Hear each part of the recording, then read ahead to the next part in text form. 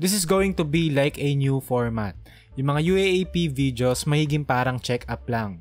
Hindi right after games, pero hindi rin isang bagsakan. Parang nasa gitna lang, like every 3 to 5 games or every round.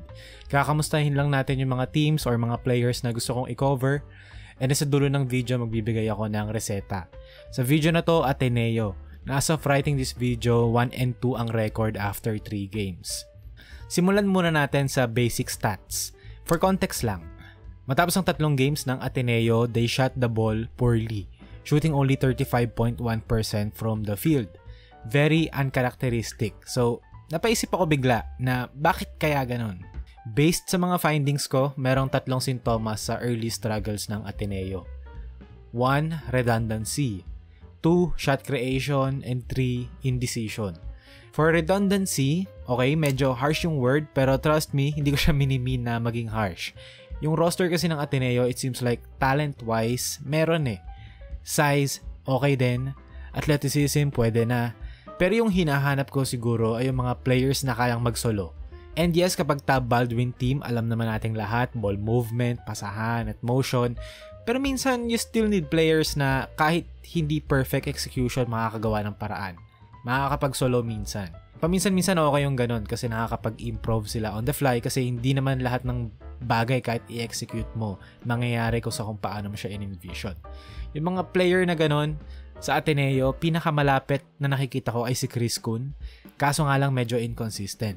As of 3 games, nag-average siya ng 10.7 points, 5.3 rebounds, 2.7 assists, and shot only 33% from the field, and a passable 35.7% from 3. Don't get me wrong, fan ako nila Kun at Balungay. Nakikita ko nga sila actually na parang Franz Wagner, Paolo Banchero type of duo eh. Pero hindi yan madali sabihin for me, nasabihin kasi Magic fan ako. So anyway, tignan natin sa mga clips na to yung sinasabi ko na medyo redundancy in terms of roster construction or players available na wala masyadong shot creators. So sa play na to, Princeton Point yung set. Si J.O. Chu yung nag-initiate and tignan nyo, even the guards, hirap sila mag-self-create. Hirap sila mag-create ng advantages. Kaya kahit na yung set was your typical Tab Baldwin set, medyo stagnant siya. Kasi yung players pa rin yung mag-execute at the end of the day. Now here, Chris Kun, point forward. Pero kahit na medyo in favor sa kanila yung fast break, hindi sila nakapag-take advantage kagad. And napasettle sila sa half court. In which nakadraw siya ng foul pero diba sayang yung transition. And again, here, nakaswitch yung Lasal sa depensa and we all know na kapag switch defense, merong advantage yan for sure. Either big sa small or small sa big. Either atake mo yung big sa perimeter or poste mo yung maliit sa ilalim. Pero makikita natin dito, they failed to take advantage. Kulang talaga sila sa one-on-one and self-creation. And even here, guardia to, si Espinosa. But it took him that long para gumawa ng play and turnover ang kinalabasan.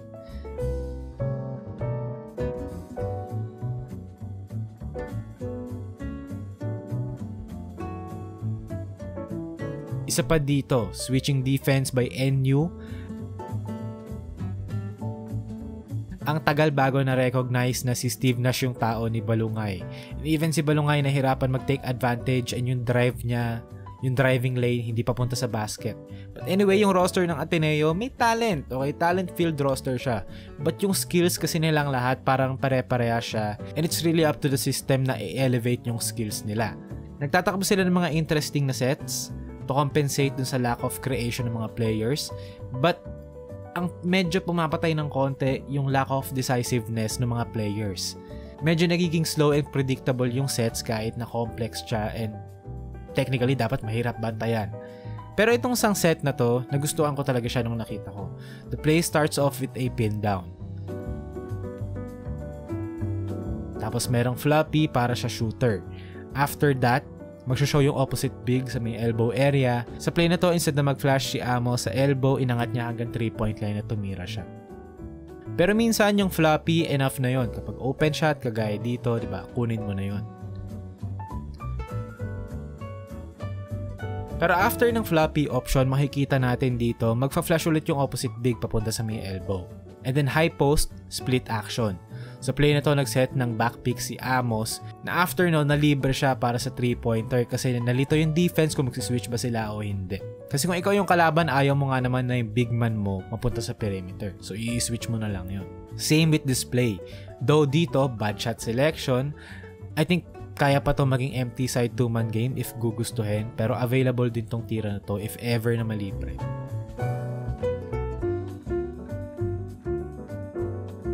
Okay now, same play. Pero after nung high post split, nagiging low post split naman siya. And kung may mga Warrior fans dito na nanonood, familiar kayo sa play na to for sure. And this is super deadly, especially kapag yung mga tres ni Amos nagsipasok na and meron na siyang reputation as a shooter. Doon magbubukas yung post split kasi ginagamit mo na yung gravity ng shooter mo para malibre yung mga cutters or siya. Going back sa offense talk, na-mention ko na nagtatakbo sila ng mga interesting sets. Though double-edged sword kasi minsan yon, kasi when it works, it works. But most of the time, nangangapa pa yung players. Which is understandable kasi simula pa lang ng season. And based sa mga games na nakita ko, they were actually better when their plays were more simple.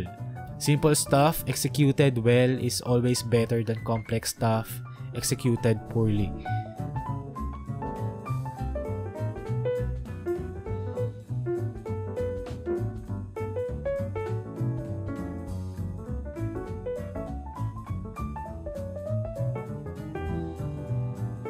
They clearly have the talent pero hindi yung ability na mag-create ng shots and mag-take advantage ng mga switches for now. Pero give them some time. So yan yung reseta ko for today. Patience. Itong team na to right now lacks ball creation and rim running pero alam naman nating lahat it's a Tab Baldwin coach team. Actually sa half court nung tinakbo nila yung mga usual Princeton sets nila na ilang taon na nilang ginagawa, yung mga Princeton chin, they found success.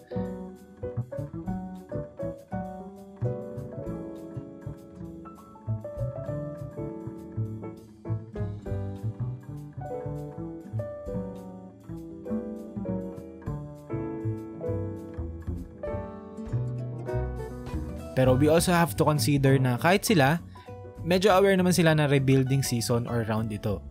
It's going to take time, but personally, I think this team is going to be really good in the future kapag na-polish na nila yung mga loose ends. Patience lang talaga. Keep improving, keep growing, keep executing. So wag muna tayo masyadong mag-overreact, maaga pa sa season. Yes, this team is young, pero maraming room to grow.